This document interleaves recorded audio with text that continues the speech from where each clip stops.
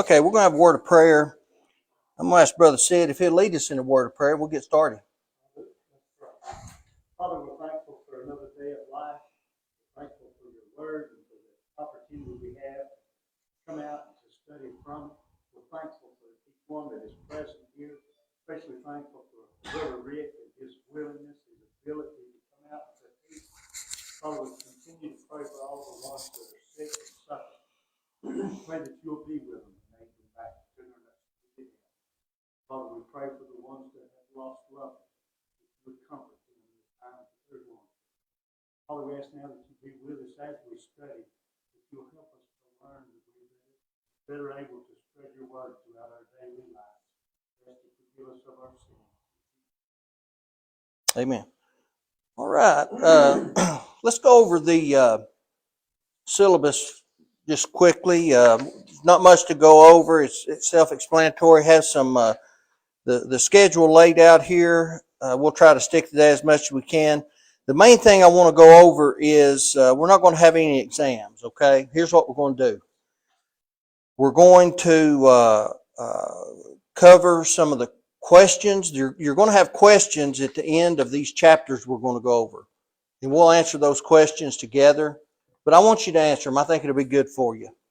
And what we're going to do is we're going to, you're going to see in there under number 4 of the course schedule A, we're going to fill out the map on page 36. Okay, I think it'll be good for us. It'll give us an idea of what these landmarks are. And when we're talking about things in class, moving forward, when you're in class, you're talking about these things, it'll give you a better idea having taken this this class. You have on there in B, right underneath that, under homework, we may or may not do that. If I can get a pretty good map of that to give you, to go home and where you can do the land allotments, I think that's a good idea to have a good idea of how the land allotments were when they went into Canaan. To be able to know that Dan was here, Manasseh was here, you know, the half tribes and different things of that. I think that's a good idea to know that. Is your soul going to be contingent upon knowing that? Well, of course not. But it's a good idea to know the history of some of these things. And it helps a lot. So that's what we're going to do. And that's how we're going to grade this class, because I think that's probably, to me, it's going to be the fairest way to do it. And I'm going to ask you, those who are taking this for credit, if you did the questions, then you'll just tell me, I did the questions. Okay? And that's how we're going to go about it. And we'll talk about the questions in class. And we'll ask them. And you can just go ahead and fill those bad boys in while we're doing it. And if you have any questions, you just ask. And we'll talk about it. Now, I didn't get to really go through my PowerPoint like I wanted to. I was out of town. I appreciate Brother Ron filling in for me. I had a couple different emergencies going on at the same time, that's why we call it life, right? If it was easy, we'd call it something else. And so I appreciate your patience with me, but I am thankful to be back with you. So let's talk a little bit about geography. Ron talked to you about what geography means the last time. The writing of the history of the earth, the layout of the earth. And that's what we're going to talk about, particularly about the Bible lands. And we see here a picture of the Bible lands. Now, the most important part of the Bible lands that we're going to be interested in, for the most part, is this green section right here. And I know the last time y'all talked about this, it's known as the Fertile Crescent because of the way it's shaped and because it is such a fertile area. And it's called that because of all the water. You have these primarily 2 great rivers, the Euphrates and the Tigris. We'll talk a little more about them later on. But when we talk about the Bible lands, we talk about two different names a lot of the time. We talk about the land of what? Canaan, right? When the children of Israel were wandering in the wilderness, right around in here, they were headed up to the land of Canaan.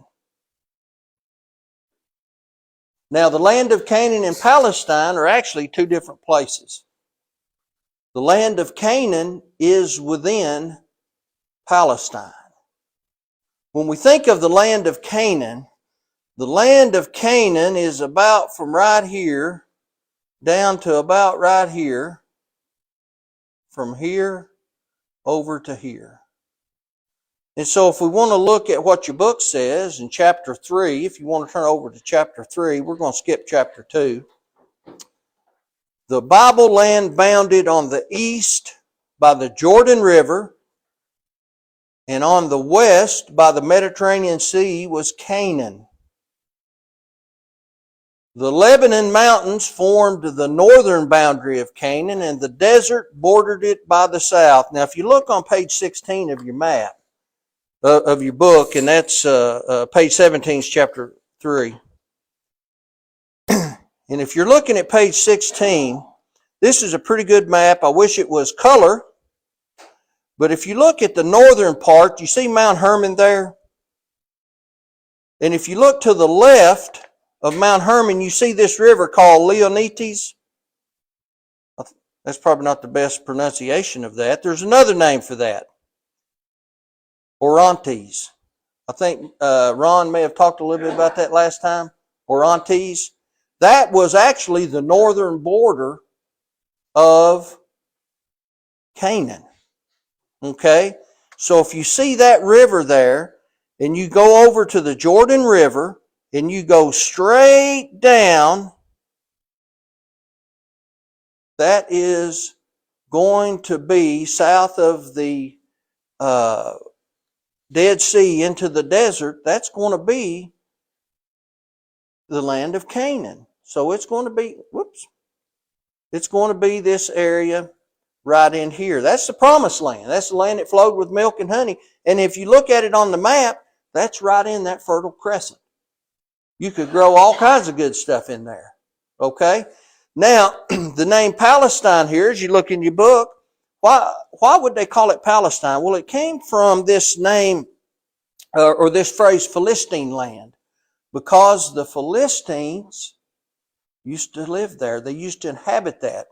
Now, when the children of Israel, God's people, went in and they were told to kick out all of these people, and they began to defeat these different tribes of people, they did a pretty good job, but they didn't get the job completely done. And one of those folks that they did not completely kick out was a tribe or a group of folks called the Philistines. And they were continually a thorn in the side of Israel. And when we get over to the book of Judges, and we see that one of the judges' name was Samson. And Samson was from an area right around in here. And we'll see a map here in a minute that'll show that. But it was right close to the border of where the Philistines were. Well, of course that's where Samson was from, because God raised him up to throw off the yoke of bondage of the Philistines, so he had to be close to there. And that was a real problem, okay? Now, as we look at the area of the whole of the land, now we're looking at Palestine, and we're looking at these areas that eventually became the whole of the land. Now, that changed over time, okay? And again, we're going to see right here, this is the area where Samson was from. We're going to see different areas where the judges were from. The blue areas, you can't see it really well from here, but the blue areas were the major prophets, and the red dots are where the judges were from. So, anyway, We see the different, we're going to notice the different bodies of water. We're going to notice the different mountain ranges. We're going to talk about the different rivers. There's a river, Egypt, that comes along the border of Israel, up close by the Mediterranean Sea. And the book is certain to point out here that we're not talking about the Nile River. The Nile River is down there around Egypt. And but what we do know is Palestine is about a fourth the size of Pennsylvania, 1,200 square miles. Now, or 12,000 square miles. But when Solomon became king, he expanded the borders of Palestine, Israel, and he expanded those borders to about 60,000 square miles. So under the rule of Solomon, peace grew. There weren't these great wars. God blessed him. And do you remember why God blessed him so greatly? Pardon me? Because of David.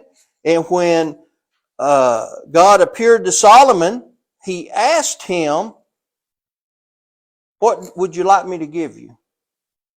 And Solomon said, give me understanding. I want to be able to lead these people. You remember how he described himself? He said, I don't know how to come in and to go out. My grandmother used to say that, said that individual, he doesn't even know how to come in out of the rain. Have you heard that? She might have been talking about me sometimes. But that's kind of how Solomon described himself, because he was a young man. He knew the great burden that was about to be upon him. And he wanted God to bless him with great understanding. And that's kind of what we're talking about when we talk about wisdom. And we're studying Proverbs last night. And of course, Solomon wrote a great number of Proverbs. And so, along with that great blessing of wisdom, because he didn't ask for longevity, because he didn't ask for great wealth, he didn't ask for peace and or the lives of his enemies, God said, I'm going to give you those things as well. And so they had this great period of peace that they'd never known before. So the whole time that Solomon was king, he wasn't a man of war like his father David was a man of war. But Solomon reigned, and his borders were expanded. So we see here that Palestine, here is another view of Palestine, and we see the Great Sea here, often called that, the Great Sea, which is the Mediterranean Sea. We see the Jordan River. The Jordan River, this is called the Sea of Galilee. We're going to notice the Sea of Galilee is called by 3 other names over the period of time. We're going to want to know what those names are. Lake Hula, that's what it is. Now, what we want to know as well is this lake here is no longer in existence. They drained that thing. In modern times, they drained it, because what we learned to find out, that's a very shallow lake. This is a swampy area all the way around this. And what happens when you have a swampy area and it gets hot? What does that tend to draw? Disease, mosquitoes, that causes a problem, right? So that's no longer around anymore. They filled that in. And so, but we have the Sea of Galilee, and from here all the way down to this body of water, which we know, of course, is the Dead Sea. Does anyone know how many miles that is? That's about 120 miles. Now, the Jordan River is so crooked and wavy that water doesn't flow 120 miles. It flows more like 200 miles because the river is so crooked. So the water moves from the Sea of Galilee down to the Dead Sea about 200 miles. That's pretty interesting. So you have an additional 80 miles. The drop in sea level, about every mile, drops 22 feet. So by the time you get from here to here, it's a drastic drop in level of height. And we're going to notice I have a good diagram for us to understand. So when you're going from Jerusalem down to Jericho, from here, now you notice that Jericho is north of Jerusalem, right? Right here's Jericho, north of Jerusalem. But what do they always say when you go to Jericho? You go down. You go down from Jerusalem. And Ron was pointing out in his class that skeptics always say, well, there you go. Those writers of the Bible can't even tell north from south. Because when you go down, what direction are you going? You're going south, aren't you? Well, we're going to notice in a few moments here when we get over to the slide why they would say you're going down. Elevation makes a big difference. Elevation makes a huge difference. Now, the topography of the Bible lands is just magnificent. Right here is a little town called Joppa. What do we remember about Joppa? What sticks out in our minds about the city of Joppa? Peter was there. Who did he meet in Joppa? Do you remember? There was a lady there. She had two names that she went by. Dorcas and Tabitha. Now, also Peter was there on another occasion. He was staying with a man who was a tanner. Simon the tanner, and there was a message came to him sent by someone by the name of, do you recall? Cornelius. Said, come to me. If you'll come up here, I'll listen to you preach the gospel. And of course, he was the first Gentile to have the gospel preached to him, and he obeyed that gospel. So this is Joppa, is right here. Now, the city of Joppa separates two plains. From here all the way up to this little knob right here. Now, this little knob right here has a mountain on it. That's called Mount Carmel. Okay? We'll get to that in just a second. So all up and down through here is a little plain called the Plain of Sharon. Okay? Now, that's a coastal plain. Obviously, you get toward the coast. Normally, it flattens out a little bit. Okay? From here, the city of Joppa, all the way down through here, you have another coast. Now, who was it lived down in here that caused the Israelites all kinds of problems? The Philistines. So this is called the Plain of Philistia. Okay? Now, the Plain of Philistia is separated from an area back here, which is the central hill area, because you're getting over here around Jerusalem. Jerusalem is again known for having some mountainous areas, right? Because if you're going up to Jerusalem, that's what someone would say, right? I'm going to go up to Jerusalem. Even if you're in Jericho, which is north of Jerusalem. So this place in between here, you have the coastal plains, and then you have this place here called the Shephelah, okay? And then behind the Shephelah, you have this little hill area, the central mountain range, okay? That's what this place is called right here. So we're going to see that the topography of the Bible lands is just amazing. It's very different, okay? It changes from north to south and from east to west. Let's see here what I want to look at next.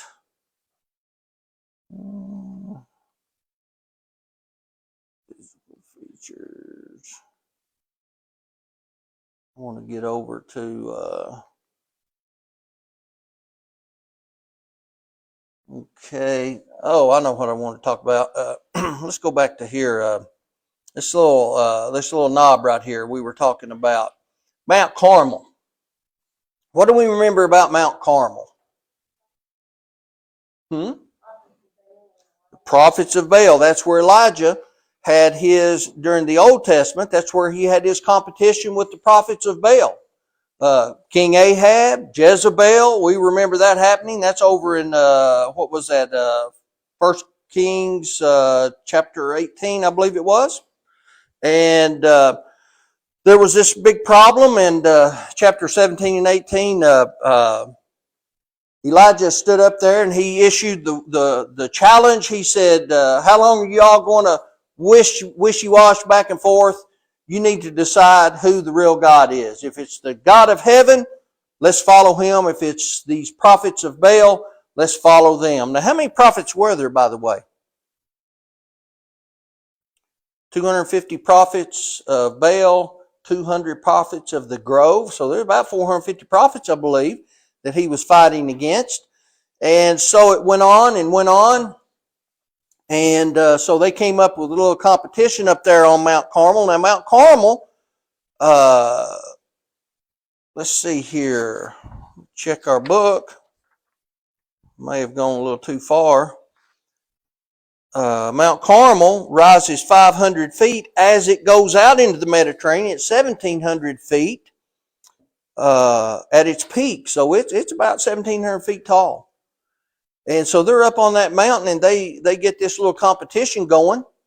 And they build these altars. And we know the story. The prophets of Baal pray all day long up into midday. And they screaming and hollering, begin to cut themselves. And Elijah mocks them, and they're not hearing anything, right? And then, of course, Elijah puts his sacrifice on the altar. He pours water on it, and that's after he had dug a trench around it, and it filled up the trench with water. And not only did fire come down from heaven and consume the altar, or the sacrifice, it consumed the altar and licked up the water and the dust. And so they proved who the true God was. And so this is happening in this area. And, you know, all of us, if we open up the back of our Bibles, we have some pretty good maps in there, and we see all of this happening. And so right across from where Jesus is doing a lot of his work, Capernaum, Galilee, Nazareth, is where the great prophet Elijah did some of his good work, right? It's happening right there together. It's amazing where this stuff is happening. Now, in the modern world, we turn on the news, we hear about the Golan Heights, don't we? We hear about some things happening over in the Middle East right now. These places are still in existence where this happened. So we can fit together biblical history, and we can overlap a modern map, and we can see these exact same places that's happening today. Mount Hermon right here. What do we know about Mount Hermon? Well, Mount Hermon is about 9,200 feet tall. It has snow on the caps of the mountain year round. Okay? Now, I did a paper one time when I was in school on Mount Hermon. Mount Hermon, now we don't know for a fact, but Mount Hermon is very likely where Jesus was when he was transfigured. There's a very good case to be made that this is the place where Jesus was transfigured. Okay? Does it matter? It doesn't matter at all. But it's very interesting if that is the place. Very close to where he did a lot of his work. And so it's an amazing place. It plays a great history in the place of the Bible lands. Now, let's kind of talk for just a moment about what we call this area. We're calling it the Bible lands. This is a modern day look at it. What do most people call that place over there? I'm using the name of the Bible lands. What do they call it? The Holy Lands? You hear that a lot, the Holy Lands? That was an apt description back when God's presence was there, wasn't it? When he was in the temple, when he was in the tabernacle, when Solomon, when David, even even before Christ came, and even during the early part of Christ's ministry, that would have been an apt description of the area of the Holy Lands because of God's presence. I don't know that we call it that now, do we? Because it's just another place in the world. It's the Bible lands, and so that's what we're calling. But this is a modern day map of it. We see Israel down here, modern day Israel. We see the Mediterranean Sea. Here's Beirut, Lebanon. This is, I think that's the one. There's Mount Carmel. Yep. This is this would be the northern boundary of Canaan right here, going all the way over and down. So you can see quite a difference in what modern day the Middle East is and what it was back when God handed it over to them and told them to fight and go in and take it. Yes?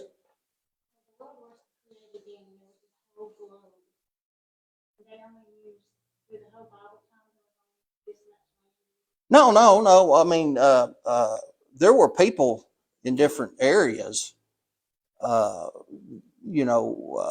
but that's the place that God chose to send His people. Because remember, you got Egypt down here. Okay, you got a great nation of Egypt. Let me back up. Let me see if I can get a better map. Uh,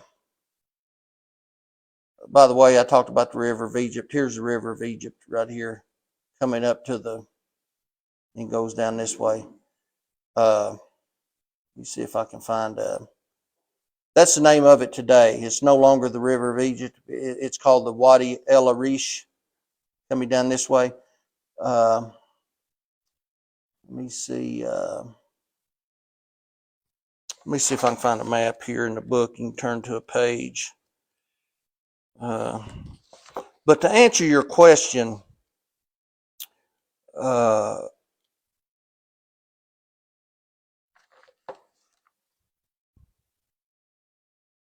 turn to page 32 in your book. It's not a great map, but we can see a little more of it. In page 32, you see Egypt over to the left, okay? You see the Mediterranean Sea up north. You see the river of Egypt shooting down into it, and over to the right, you see Israel, and over into the further east, you see Edom, Midian down, and so what you have is throughout the world, you have different nations and different peoples who have developed over the years. Okay, and they all came from Adam and Eve. Okay, and when when when Abraham was given the land promise, he was told by God that he directly would not inherit this land, that his heritage would inherit the land, his offspring would inherit the land, and they would go into a foreign nation, and they would be there for an extended period of time. And we come to find out, we learn that it would be in excess of 400 years. And we know that because the Ammonites, their uh, uh, iniquity had not become full yet. Because if we look back at history, when the Israelites had left Egypt, okay, Moses was leading them out of Egypt, and they were going through the wilderness, they had an opportunity to cross the land owned by the Ammonites, their brethren. Okay, they were related. What did the Ammonites tell them they could not do? You are not going to come through my land. Well, that offended God. And because of that, God said, you're going to be punished for mistreating your brethren. Okay? And so God gave them 400 years to repent, to turn around. So what you see is, and I bring that point up because just to make the point that throughout the world, throughout different places in the world, you have groups of people that have formed and that are growing, cultures producing, other than just right here. You have Egypt. You have the Chaldeans over here. You have okay, of the Chaldees over here in this Fertile Crescent area, okay? That's where Abraham came from. That would turn into Babylon, okay? The Chaldeans, that's Babylon. That's Iraq today. And the Persian area over in there. So you have all these different people that are developing and turning into different people. And that's why when the Israelites came in and they were on this side of the Jordan River, and they were going to cross over and take Jericho, they were told, go in here and whip these people out of here and take this land, because you have all of these heathen nations surrounding you and you do not want to be influenced by them. Well, they did a pretty good job of whipping them out, except they didn't do a complete job of whipping them out of there. And so you had the Philistines down here, right here they are, this whole area, causing problems from then on out. Okay, they never did get rid of them. And, so that was just a problem. And so it wasn't just this area that had people. It was people all over. And we can even go back to Genesis chapter 11. The Tower of Babel. They would not spread out. God wanted the people to spread out and inhabit the world. They wouldn't do it because of the very reason they knew that if they stuck together and they had this one language, man, we can accomplish some stuff. We can get it done. And God said, okay, you don't want to do it the easy way. You'll do it the way I choose for you to do it. So he confounded their languages. And then the people that had the same languages, they went out. And so from that point, they have spread out and they've gone wherever. And they group together according to their language. And that's moving forward. And then we run into Abraham in chapter 12. Okay. So you got a whole lot of folks moving ahead. How many? I don't know. A bunch. Okay, now, let's look at this. Go ahead and look at some of these other places as well. We talked about the plain of Sharon. We talked about the plain of Philistia. Well, behind the plain of, go ahead and turn to page 17. Back to the front of chapter 3. And if you look at that map on page 16, and you see Mount Carmel there, if you'll take your finger and you'll kind of follow that river from Mount Carmel all the way over to there's a river that runs from west to east there, or east to west, wherever it runs, at an angle all the way over to the Jordan River. Okay, there is a plain there that's called the plain of Esdraelon, or the valley of Jezreel. Okay, that is a super fertile plain. Okay, super fertile plain. Now, what that does, that links the coastal plain with the Jordan River Valley. The Jordan River Valley, let me see if I can find, that's not a real, well, we see the plain of Sharon there. We see the plain of Philistia. That's a little better view. What I got here? Okay, look here. Maybe we can see it here. This is the Jordan River. That's not a real good. But anyway, the valley, the Jordan River Valley, is right here. And that's exactly what it is. It's just a valley that kind of pushes everything south. Okay? Jezreel, right here it is. Here's a better view. I forgot about this bit on here. So we see it kind of follows that area. And here's this Jordan River, and this is the Jordan River Valley right here. This is a really good shot right here. Have you heard of this name right here? Megiddo. That's a big name, right? You add a couple words, a couple letters in front of that, and then you get Armageddon, and that turns into Armageddon all of a sudden, right? Well, this is in a plain, okay? A plain, a level area where you can do a lot of fighting, and it's easy to fight there because you have this valley of Jezreel. You have the coastal plains over here. Well, this isn't that big of an area right here. Megiddo is a small area.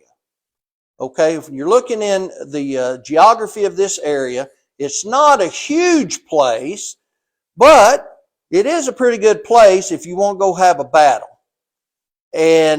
But you're not going to get millions and millions of soldiers in there. You're not going to be able to drive a tank battalion in there. You're not going to be able to set off your nuclear weapons in there. You're not going to be able to fight the Chinese and the Iraqis and the Russians and all the, get your Apache helicopters over there and everything else that they're saying is going to happen because Armageddon's coming. That is not what that's about, okay? This is just a spot where they would come and fight. And when we read about the Battle of Armageddon in the Revelation, it takes you longer to read about it than what it actually happens, because the news flash is there is no battle in heaven. It's not going to happen. It never did happen. It will never happen. Okay? No one can go up against God. He is not going to allow a battle to break out in heaven. And when he found out that someone sinned in heaven, he booted them out, and that was the end of the story. And so it takes a lot of thinking. It takes some pretty smart people to put together something like that, to grab millions of people and cause them to follow after such ridiculousness. So you got to give them that, I guess. But Satan's a smart individual, and so he has created that. But this is a beautiful valley right here, and it connects this valley with this plain. The plain of, what I call that, Esdraelon. And so, but that's the valley of Jezreel. And now remember, you have the coastal plains, you have that little area close around Judea, the mountainous area, and in between that you have the low hills called the Shephelah. Okay, now that was a natural border between the Philistines and Jerusalem. Okay, that kind of helped keep the people separated, and that's what this place right here is. Okay, that kept these people away from Jerusalem and Bethlehem and all this area right here. This was a natural border, and they needed that. Now Beersheba, that name sticks out in their mind, doesn't it? This is the southernmost city in Canaan, in Palestine, right? When we talk about traveling from north to south, what two cities comes to mind? They say we're going to go from this place to this place. From Dan to Beersheba. When Jeroboam set up calves, where'd he put them? Put them in Dan and Beersheba. When he didn't want the people to go back to worship properly, he put one on Dan, and because he said, "Hey, if they go to Jerusalem, I'm going to lose what God gave me." Well, how much sense does that make? That doesn't make much sense, does it? And so, but this is the Negev desert. This area right here, Negev desert. Remember, that is the southern border of Canaan. Negev desert.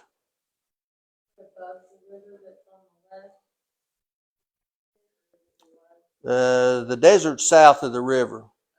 Yeah, Negev, yeah. All right, the term Shephelah means the lowland, and it appears in the Hebrew Bible 20 times. A long rectangular area of soft limestone stretching from Gezer in the north to just north of Beersheba in the south. It is about 27 miles long and 10 miles wide. In a sense, it is the area of foothills that separate the Philistine plain to the west from the hill country of Judah to the east, and it is a buffer zone. Now, by the way, Dan is way up in the north, but what was the original land grant that Dan had? Do you recall? Well, it was down here till the Philistines took it away from them. Yeah, it was down here. Yeah, it was down south. That's where Dan was. And then they got run out. And so that's how they ended up north.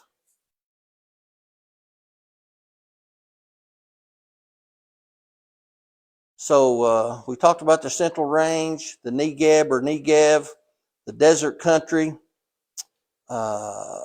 southernmost city of Palestine, the Jordan River Valley. There we have the Central Mountain Range, is what we're talking about right there. Shephelah, the coastal plain, the Transjordan Plateau, which is the eastern part of Palestine. Now, something that I didn't mention is when we look at the area, the mountain. I might have a place. Might have a place to mention it here in a minute. There's the Negev. And I was telling you about the swamps. Very swampy. Lake Hula does not exist today. They have, there it is. They have gotten rid of it. It was a health hazard. Here it tells us a little bit about it. 12 miles from the city of Dan and 40 miles east of the Mediterranean Sea, Lake Hula was about 11 feet deep. It and the swampland around it have been drained in recent years.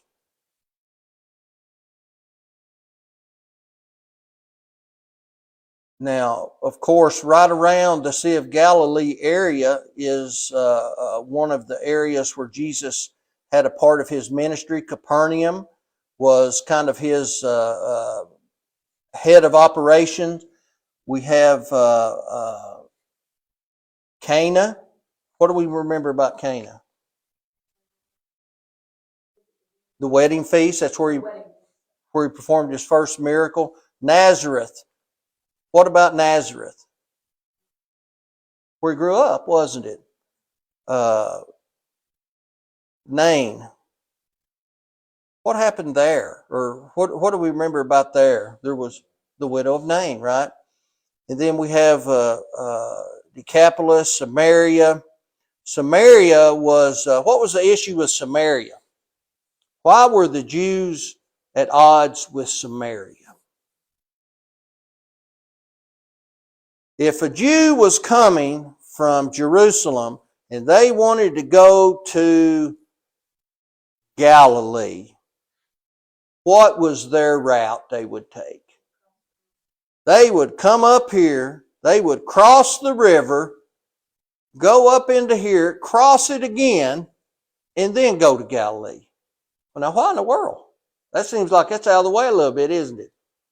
Well, it is out of the way because they despise. Now, when we look at a map and we understand how instead of just going straight up through here, and they're going to cross over the Jordan River, which might be a task depending on what time of year you're going, and then cross it again.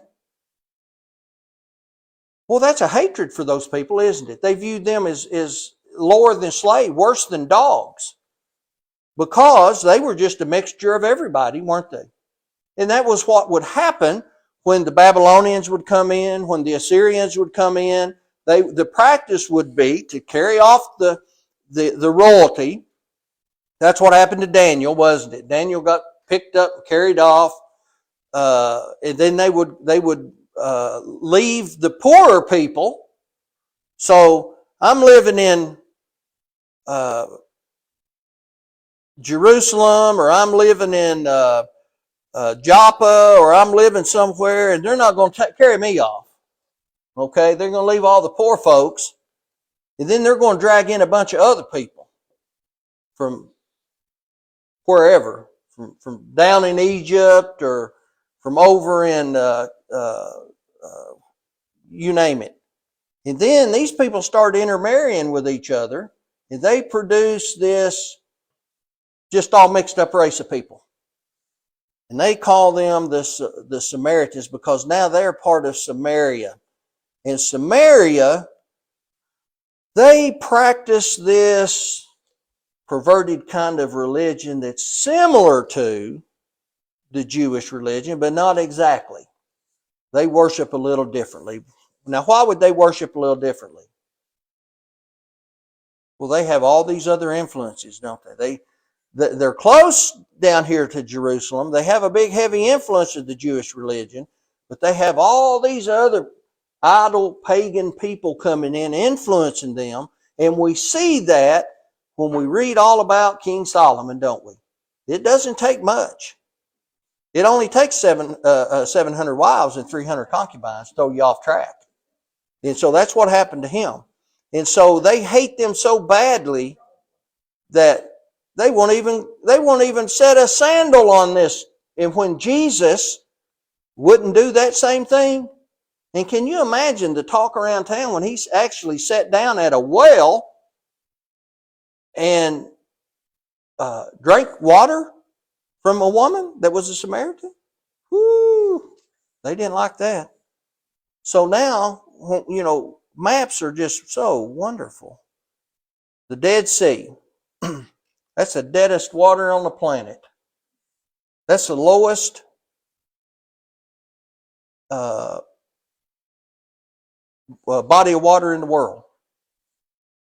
Let me get over here to here's what I want to show you. You're going down from Jerusalem in elevation. Here's Jericho.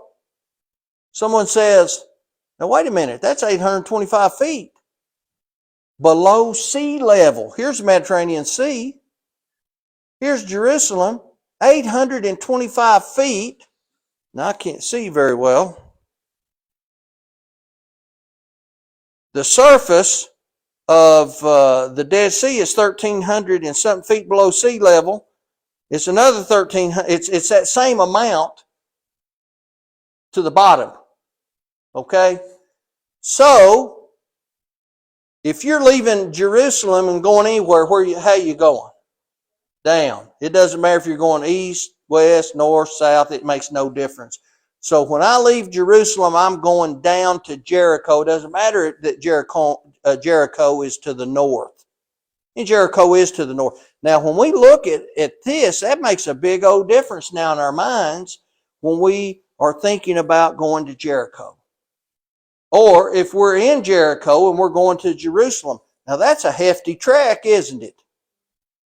I have to go up to Jerusalem. I sure don't want to have to go over here. That's even taller.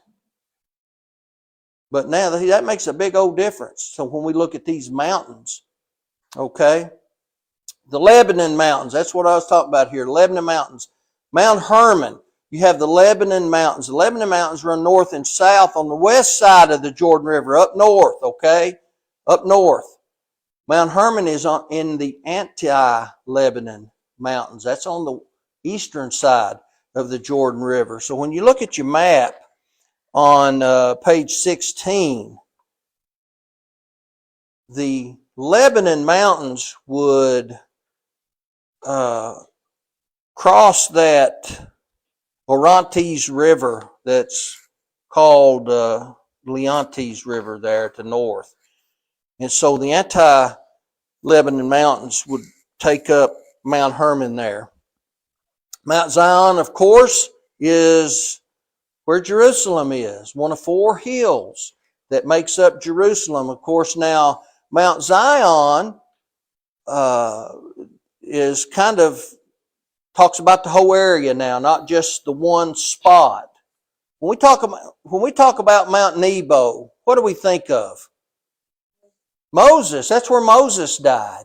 Okay, that's where Moses died and where God buried him. What else happened there on Mount Nebo that we read about in Jude verse 9? A little scuffle went on there on Mount Nebo over Moses' body, wasn't there, between Satan and Michael, the archangel. Hey, listen, Mount Nebo is right there. I marked it on my map. East of the mouth of the Dead Sea. Just east of the mouth of the Dead Sea. And so when we're looking at our maps, right there is where Michael, the archangel, fought over the body of Moses and would not allow Satan to have it. Now, he did tell Satan, I'm not going to say anything to you about it. God will handle you. But he would not let him have the body. Mount Ebal and Mount Gerizim. Mount Ebal and Mount Gerizim. What happened there? That's where, after they went into the land of promise, where they had the cursings and the blessings read, right? Now, Mount Ebal and Mount Gerizim is straight west of Joppa to the north, kind of in between the Mediterranean Sea and the Jordan River. Mount Ebal is where the cursings, I believe, were read. Is that right? And the blessings were read from Mount Gerizim.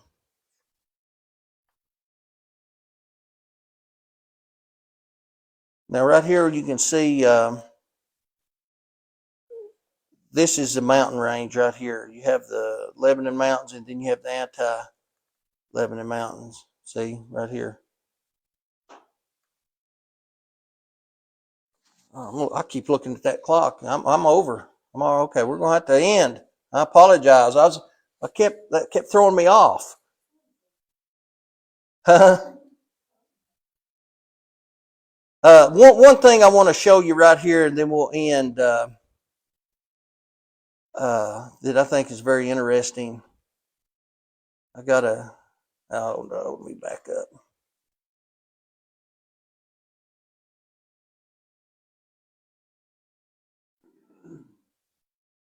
Well, did I not put it on here? We'll have to do it next time. But it's going to be in the Jerusalem one anyway. Any comments or questions? Okay, I'll tell you what we'll do. You look at the questions on chapter 1 and chapter 3, and we'll go over them together next time, and then we'll get into chapter 4.